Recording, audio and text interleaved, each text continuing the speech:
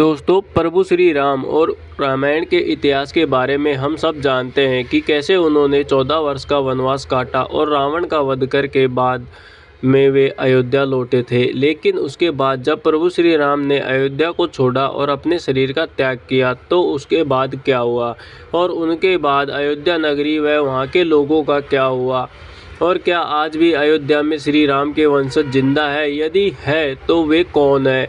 आज ये वीडियो देखने के बाद आप भी अपना सर पकड़ लेंगे। लेकिन उससे पहले यदि प्रभु श्री राम के आप भक्त हैं तो चैनल को सब्सक्राइब करके कमेंट में जय श्री सीताराम जरूर लिखें। दोस्तों, रामायण के बालकांड व सीता कांड के बारे में हर कोई जानता है। कई लोगों का मानना है कि जब माता सीता ने समाधि ली तो रामायण का अंत हो गया, लेकिन यह सही नहीं है क्योंकि माता सीता के बाद प्रभु श्री राम ने देह त्यागा था। इसका प्रमाण हमें मूल रामायण में मिलता है।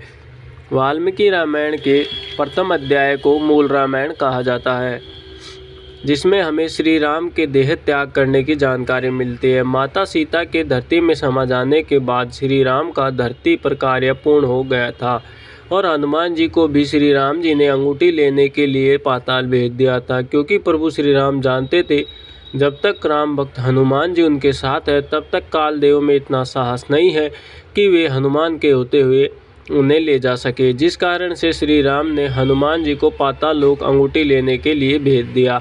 जिसके पश्चात स्वयं कालदेव प्रभु श्री राम के पास साधु वेश में आए और प्रभु श्री राम से कहा कि प्रभु, आपका धरती लोक पर कार्य समाप्त हो चुका है, अब आपको अपने धाम बैकुंठ लौटना होगा। श्री राम जी लक्ष्मण को बाहर द्वार पर खड़ा कर देते हैं ताकि अंदर कोई ना आ सके। जो भी अंदर आता उसे प्रभु श्री राम जी मृत्युदंड देने की घोषणा पहले ही कर देते हैं। जिसके बाद ऋषि दुर्वासा प्रभु श्री राम से मिलने के लिए आए, परंतु लक्ष्मण जी ने उन्हें द्वार पर ही रोक लिया और अंदर नहीं जाने दिया। ऋषि दुर्वासा अपने अत्यधिक क्रोधी स्वभाव के लिए जाने जाते थे। उन्होंने प्रभु श्री राम को श्राप देने की बात कही, लक्ष्मण से कही, जिसके बाद लक्ष्मण ने अपने भाई को श्राप से बचाने के लिए लक्ष्मण जी स्वयं ही कक्ष के भीतर चले जाते हैं। प्रभु श्री राम ने उन्हें उसके पश्चात देश निकाला दे दिया था। उस समय देश निकाले की सज़ा मृत्युदंड के बराबर ही थी। जिसके बाद लक्ष्मण जी दुखी होकर चले गए और अपने बड़े भाई के विरह पीड़ा को सह न सके तथा सरयू नदी में जाकर लीन हो गए और अपने असल रूप अर्थात शेषनाग में परिवर्तित होकर बैकुंठ धाम चले गए। इसी प्रकार प्रभु श्री राम भी अपने प्रिय लक्ष्मण के विरह की पीड़ा न सह सके और राजपाट का त्याग कर सरयू नदी में लीन हो गए तथा अपने वास्तविक रूप में आकर वे प्रस्थान होने लगे। तभी अयोध्या के सभी निवासी वहां आए और बोले, प्रभु, यदि आप हमें और हमारी नगरी को छोड़कर चले गए तो हमारा क्या होगा? तब भगवान बोले, आप मेरे ही अंश है और आप भी मेरे साथ आ जाइए। जिसके बाद सभी अयोध्यावासी प्रभु के साथ बैकुंठ धाम चले गए, लेकिन उनके अलावा भी प्रभु श्री राम के राज्य के लोग बचे हुए थे। जब प्रभु श्री राम ने मानव रूप का त्याग किया तो उससे पहले वे भरत का राज्याभिषेक करना चाहते थे, लेकिन भरत इस बात को मानने के लिए तैयार नहीं थे और दक्षिण कौशल प्रदेश जो आज छत्तीसगढ़ है उसमें लव व उत्तर कौशल में कुश का अभिषेक हुआ। कालिदास के आदेश अनुसार श्री राम ने लव को सारावती व कुश को कुशावती का राज्य सौंप दिया। कुशावती आज बिलासपुर जिले में स्थित है और इसे राम जी की माता कौशल्या की जन्मभूमि भी माना जाता है।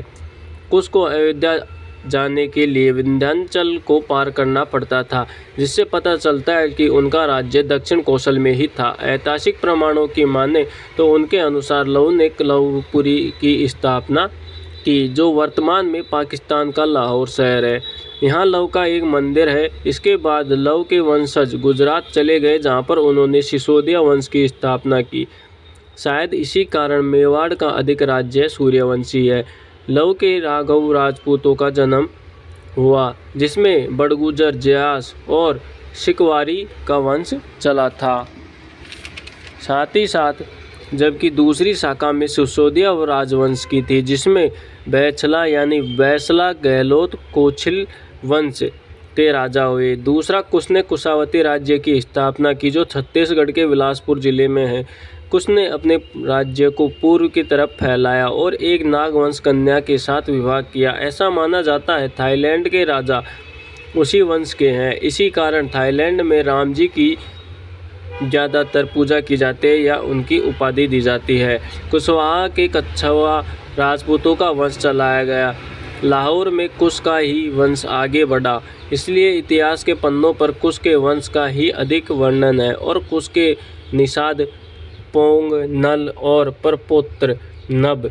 इस प्रकार इनकी वंशावली बढ़ी और बढ़ते बढ़ते पहुंची महाभारत के धृतबल तक, जिन्होंने महाभारत युद्ध में भाग लिया और कौरवों की तरफ से युद्ध किया था। इनका वध अभिमन्यु ने किया था। दोस्तों, इसके बाद पुराणों में 30 दूसरे सूर्यवंशी राजाओं का भी जिक्र बताया जाता है, जिसमें गौतम बुद्ध भी शामिल है। गौतम बुद्ध भी प्रभु श्री राम के ही वंशज है और राम जी के अंतिम वंशज बताए गए हैं सुमित, जिनको नंदवन के संस्थापक ने हराकर अयोध्या को अपने कब्जे में कर लिया था।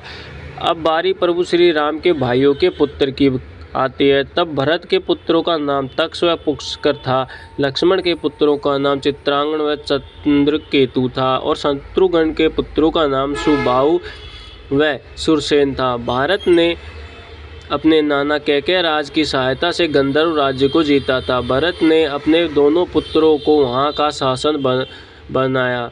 उन्होंने तक्षशिला व पुष्करावती नगरी बसाई। लक्ष्मण ने बड़े पुत्र ने हिमाचल का राज संभाला और अंगाद्य नगरी बनाकर उसे अपनी राजधानी बनाया तथा दूसरे पुत्र चंद्रकेतु ने भी चंद्रचक्र नगरी बसाई और इसे भी अपना राज्य बनाया। फिर शत्रुघ्न के बड़े पुत्र सुबाहु ने मथुरा का और सुरसेन ने विदिशा पर शासन किया। इस प्रकार पूर्ण रूपेण आज के समय में राम जी के वंशज है या नहीं कहा नहीं जा सकता, लेकिन जब अयोध्या में राम मंदिर को लेकर सुनवाई चल रही थी, तब जयपुर राजघराने के पूर्व राजा भवानी सिंह की बेटी दिया कुमारी ने कुछ सबूत पेश किए थे, जिससे पता चलता है कि यह परिवार कुश जी की वंशावली से था और वे कुशवाहा व कछवाहा वंश से संबंधित है।